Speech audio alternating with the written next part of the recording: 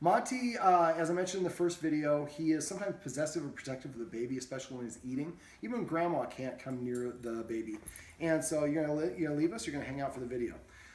So basically, in the other video, we showed how we can use the escalating consequences to disagree. Come on, Monty. It's all right, buddy.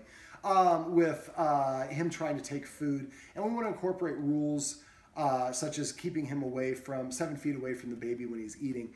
The rules, I like to do this for a lot of rules. One of them I like to do is no furniture. Now, we're breaking the rule right now, but for dogs, the higher they sit, the more rank or status they have. So simply helping, in his case, I think the big problem is he thinks that he is in charge of security. And I think that as a result, he is a little bit reactive when the kids try to leave because he doesn't want them to leave. He's not reactive, he just nips their heels, a couple of the kids. But with food, he's a little bit more assertive, and he does a little bit of resource guarding. And I went over a technique on resource guarding. If you actually have a dog that resource guards, you can go to doggoneproblems.com.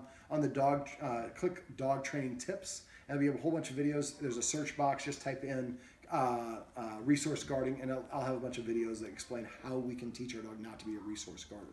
In his case, I think he was stressed out. I think he thinks his job is to protect the baby, or maybe the other members of the family, because he sits up here. For dogs, the higher they sit, the more rank or status they have. So if we let dogs sit at the same height as us, we're saying we're equals. Up here, the dog is have more authority than us. So when we're doing these things, we want to incorporate rules, not for arbitrary reasons, but so the dog sees a literal distinction between the humans and the dogs. So some of the rules that we incorporate are not being allowed on the furniture. Now, one of the guardians really likes sleeping with him and slept with him every day, so we're going to make an exception. And the bed, only for sleeping, he can join them with, but only with an invitation. So if he jumps up in the bed before we get in the bed and before we invite him, he has to immediately get off. And then once he gets on the bed, he needs to sleep in the position or the location that the guardian wants him to sleep in. If he wants to sleep on her pillow and she doesn't want it, then he has all the floor that he can choose for where he wants to sleep.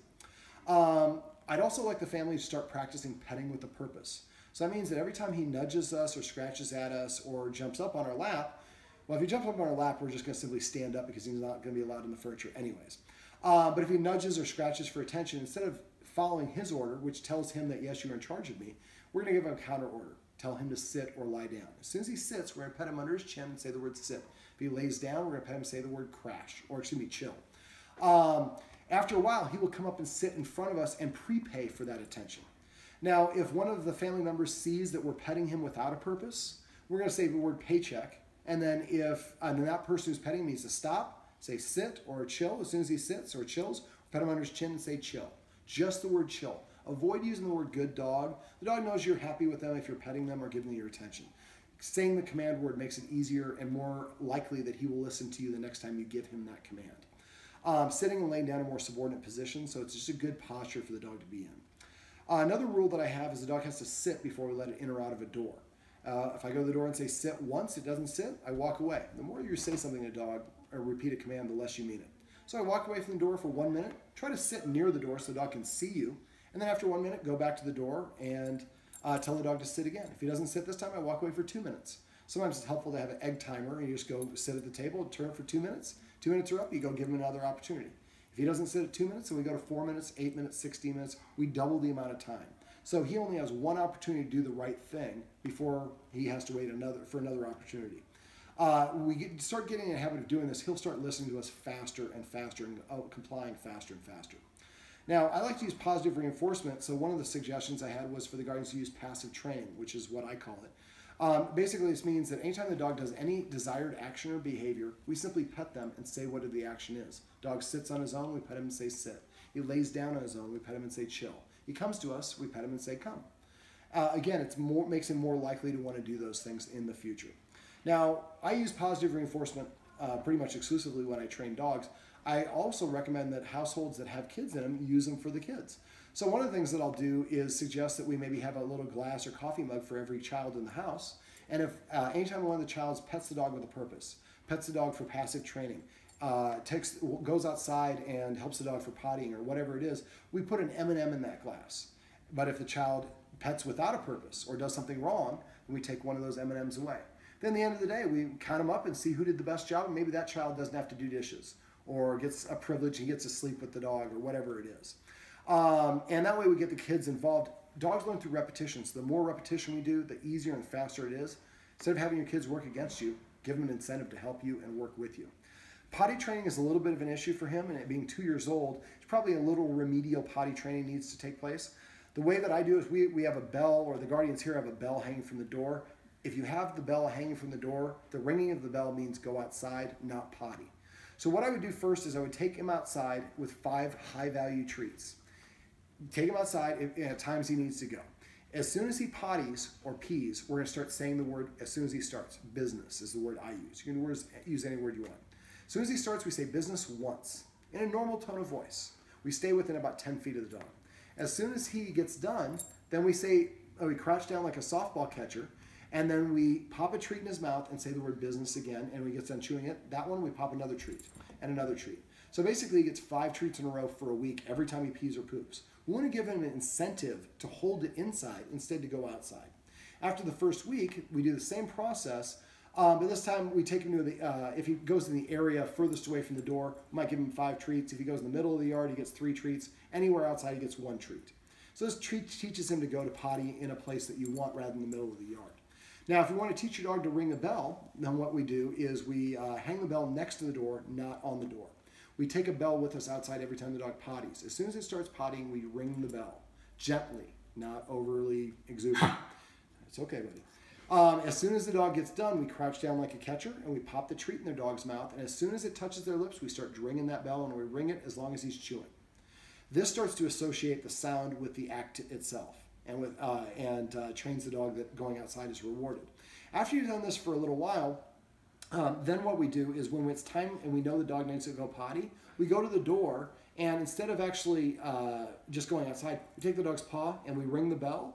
Then we take the dog outside, and we still ring the bell when he pees or poops, but now we're going to teach him that the ringing of the bell is what gets me outside.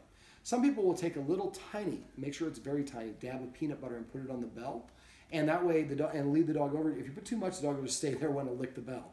But as soon as they lick it, it's gone, and then the bell rings, and then the door opens, and they get to go outside and potty.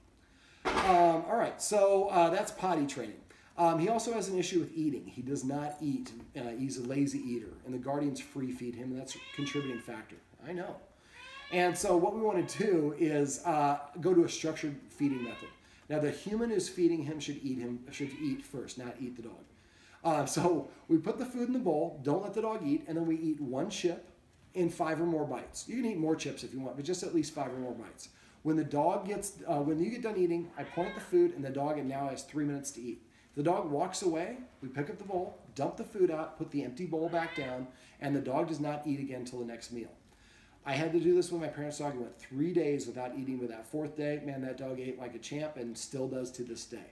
So make sure that you are not cheating, because if somebody in the house feels sorry for the dog and cheats, you're going to make it last longer and harder for the dog to accomplish what we want, which is eating when we give them permission to eat.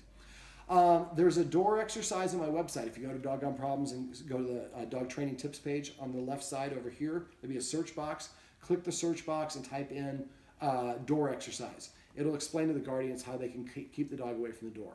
We also taught the dog to use the dog bed. We use the word spot. I'd like to have a dog bed in each room in the house so that the dog hangs out in, so we can easily direct him. Now, each dog bed should have its own name, and we're going to teach it just the same way that I taught in this video. We're also going to set the dog up in certain capacities so we can help it practice behaviors that we want. And a good example of this is setting the table for dinner, getting a piece of roast beef, microwaving it, and then having everyone sit down and pretending we're eating, putting a little postage stamp size of roast beef on everybody's plate, and then one of us gets up and leaves, and we give him the opportunity to jump up in the chair like he normally does. But now we're going to use those escalating consequences and disagree and teach him not to jump up on the table at a time when we're not actually eating. We're just practicing it. I'd like to have the guardians also using the escalating consequences. First thing we do is we hiss before the dog does the wrong thing. So the dog is approaching the couch. Before it gets to the couch, we hiss 1 time.